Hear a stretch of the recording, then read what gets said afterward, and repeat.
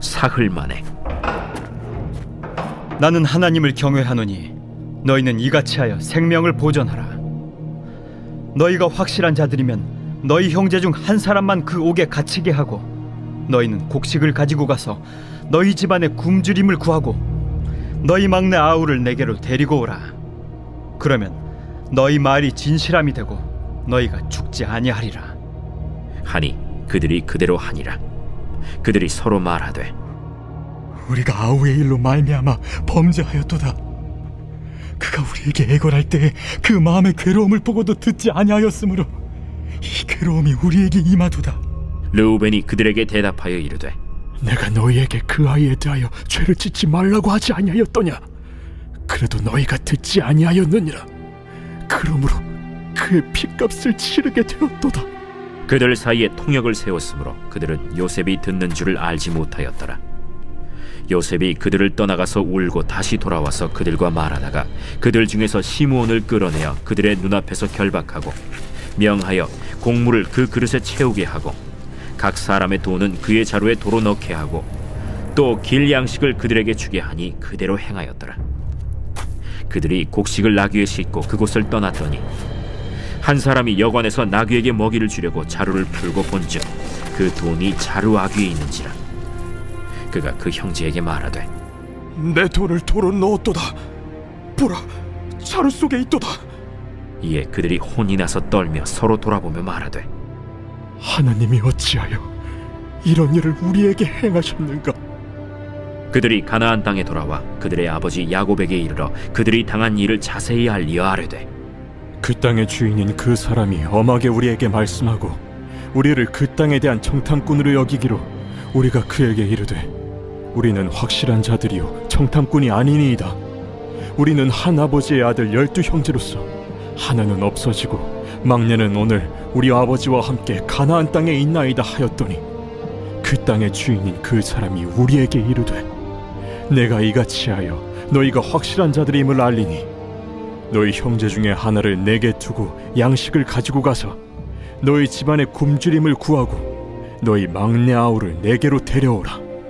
그러면 너희가 청탐꾼이 아니오 확실한 자들임을 내가 알고 너희 형제를 너희에게 돌리리니 너희가 이 나라에서 무역하리라 하도이다. 하고 각기 자루를 쏟고 본즉 각 사람의 돈 뭉치가 그 자루 속에 있는지라. 그들과 그들의 아버지가 돈 뭉치를 보고 다 두려워하더니 그들의 아버지 야곱이 그들에게 이르되, 너희가 나에게 내 자식들을 잃게 하도다. 요셉도 없어졌고 시므온도 없어졌거니 베냐민을 또 빼앗아 가고자 하니 이는 다 나를 해롭게 함이로다. 르우벤이 그의 아버지에게 말하여 이르되, 내가 그를 아버지께로 데리고 오지 아니하거든 내 두 아들을 죽이소서. 그를 내 손에 맡기소서. 내가 그를 아버지께로 데리고 돌아오리이다. 내 아들은 너희와 함께 내려가지 못하리니 그의 형은 죽고 그만 남았음이라. 만일 너희가 가는 길에서 재난이 그에게 미치면 너희가 내 흰 머리를 슬퍼하며 스올로 내려가게 함이 되리라.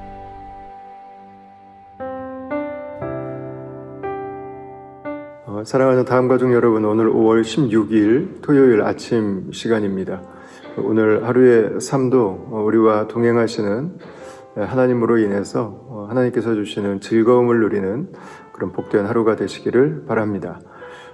오늘 함께 우리가 묵상할 말씀은 요셉이 시므온을 붙잡아 놓고 그리고 가서 베냐민을 데리고 오라고 형들을 돌려보냈는데 야곱이 절대로 보내지 못한다고 이야기하는 그 내용으로 진행이 되고 있습니다. 창세기 42장 18절에서 38절까지 말씀인데요. 요셉이 베냐민과 아버지를 보고 싶어서 형들에게 믿을 수 없다고, 너희들 말이 사실이라면 형제가 하나 더 있다고 하는 것을 증명해라. 그래서 이제 베냐민을 데리고 오라고 하는 상황인 거죠.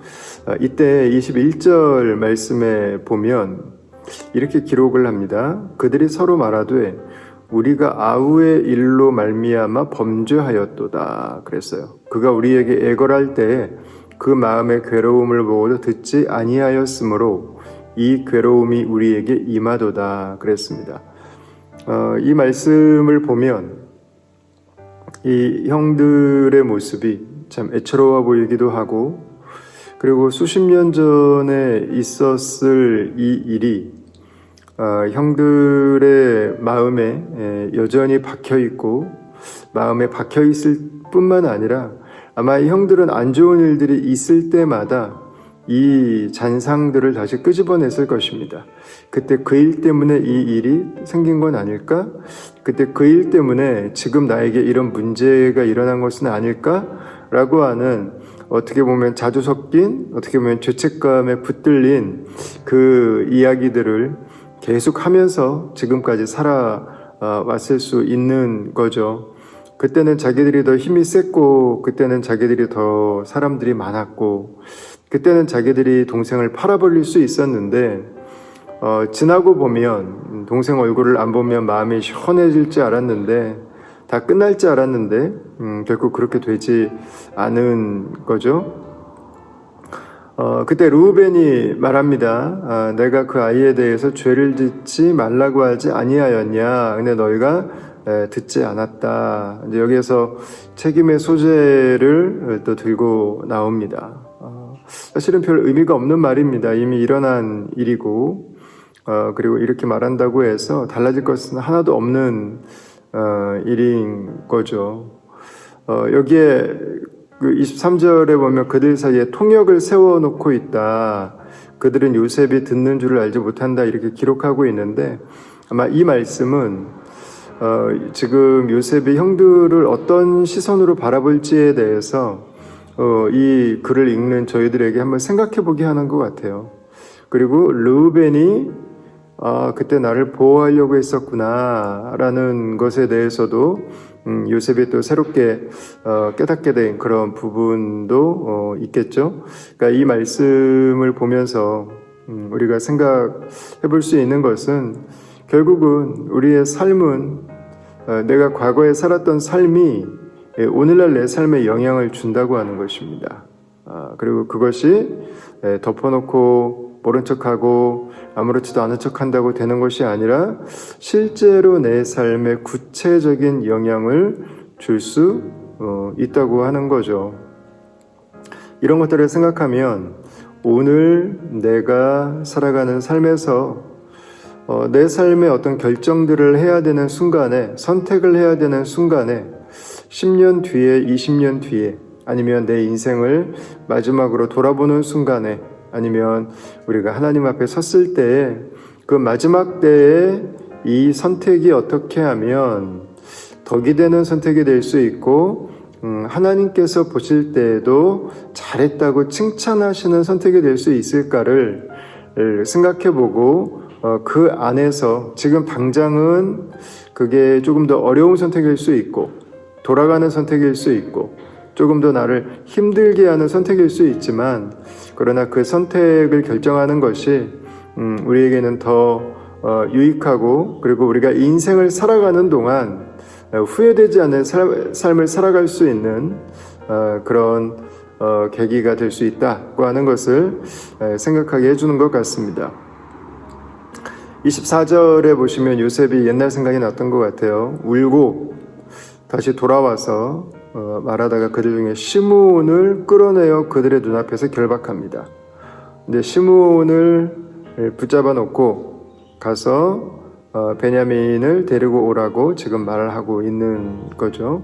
원래는 첫째를 묶어놔야 되는데 조금 앞장면에서 큰형은 나를 보호하려고 했었구나, 큰형에게는 책임이 없구나 라고 하는 것을 알고 이제 이 일에 적극 가담했던 형들 중에서 이제 시므온을 결박해서 붙잡아 놓는 것으로 이야기를 한 것 같습니다.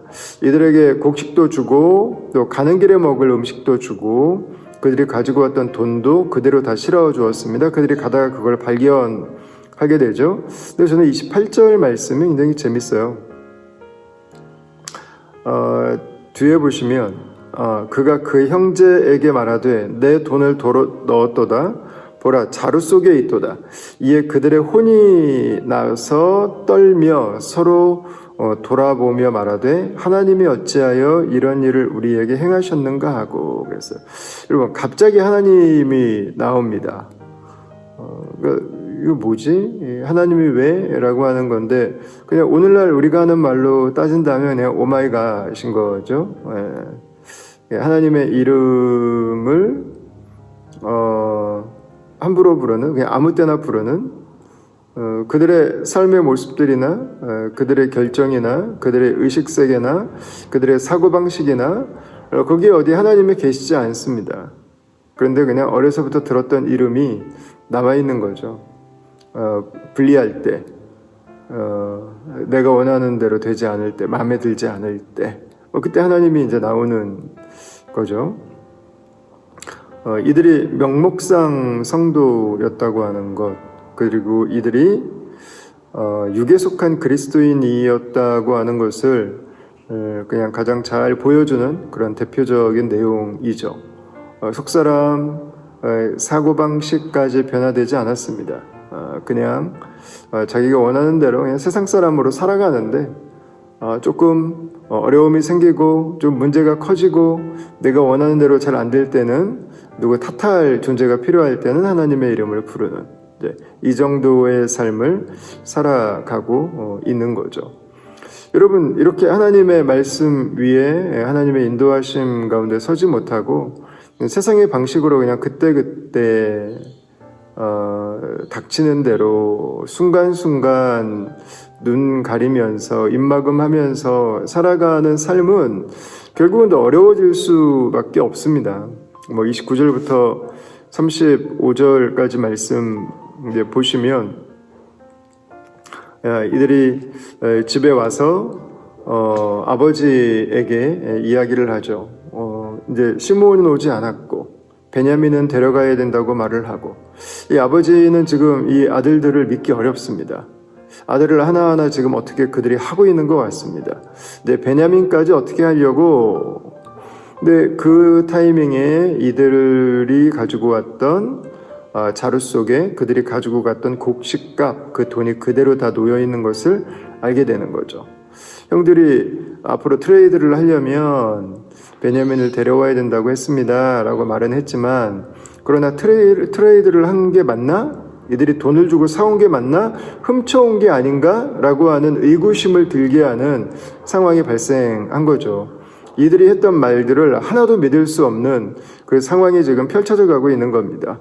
악순환이 계속 반복되고 있는 거예요.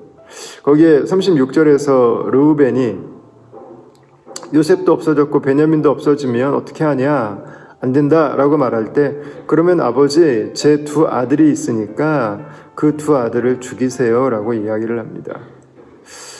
이렇게 해서 해결될 문제가 전혀 아니죠. 여러분 우리가 살아가는 삶이 때로는 우리에게 가혹하게 다가올 때도 있고 때로는 악순환들이 계속 겹쳐갈 때도 있습니다.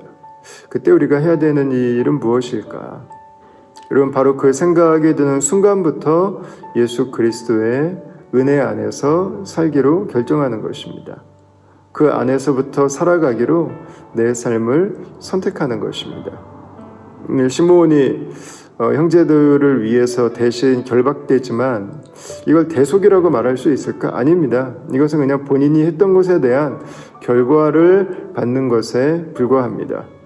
예수님께서는 우리를 대신해서 십자가에 죽으셨습니다. 고난당하셨습니다. 그것은 대속입니다. 거룩하신 분께서 하나님의 아들이 십자가에 죽으셨기 때문인 거죠. 르우벤의 두 아들이 죽으면 이 상황이 해결될 수 있을까? 여러분 헛된 죽음입니다. 이렇게 한다고 되지 않습니다. 내 두 아들을 죽이는 것은 슬픔만 더 커지는 것이고 또 다른 아픔만 더 깊어지는 것입니다. 우리가 해야 되는 일은 우리를 위해 죽으신 예수 그리스도를 의지하고 그 주님 앞에서 오늘 하루를 살아가는 것입니다. 주님 앞에서 내 하루의 삶을 결정해 가는 것입니다. 주님 위에 내 삶을 세워가는 것입니다. 주님 안에서 오늘 하루도 걸어가는 것입니다. 그것이 이 세상을 살아가면서 우리를 붙들고 있는 세상의 온갖 곳에 깊숙이 침투해 있는 이 죄의 악순환과 우리를 더 고통스럽게 하는 사고방식들과 선택들 속에서 우리가 하나님의 의를 경험하고 우리가 하나님의 뜻을 이 세상 가운데 이루어갈 수 있도록 순종하는 그 기초석이 될 것입니다. 오늘 하루도 우리가 서 있는, 우리가 살아가는 그 삶의 모든 순간들마다 주님께서 우리에게 주신 삶인 것을 기억하고 주님 안에서 우리가 어떤 선택을 해야 될지, 주님 안에서 어떻게 하면 이 악순환의 고리들이 선순환의 고리들로, 거룩의 고리들로 하나님의 뜻이 이루어지는 그 자리로 나아갈 수 있을지를 함께 주님 앞에 묻고 기도하고 하나님 말씀 앞에서 내 삶을 살아가기로 결단하는, 실제로 내 삶을 그렇게 선택하는 우리 다음 가족들이 될 수 있기를 바랍니다. 기도하겠습니다. 하나님, 오늘 우리의 삶을 하나님 앞에 올려드립니다. 우리가 살아가는 이 삶의 많은 방식들 속에 하나님 주의 은혜 가운데 서게 하여 주시고 하나님의 은혜 가운데 선택하게 하여 주시고 하나님의 은혜 속에 우리가 오늘도 거하고 머물게 하여 주시옵소서.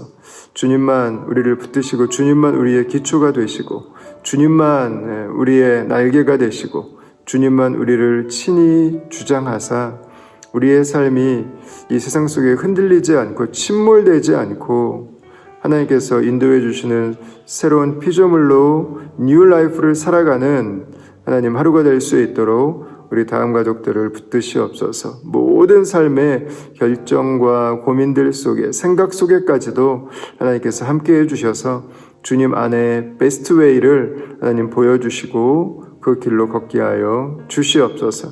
오늘 우리 가운데 높으신 주님만 찬양하고 예수님 이름으로 기도합니다. 아멘. 네, 사랑하는 다음 가족 여러분, 오늘 하루도 주님 안에서 가장 좋은 날인 줄 믿습니다. 그 최고의 하루를 살아가는 저와 여러분들이 될 수 있기를 바랍니다.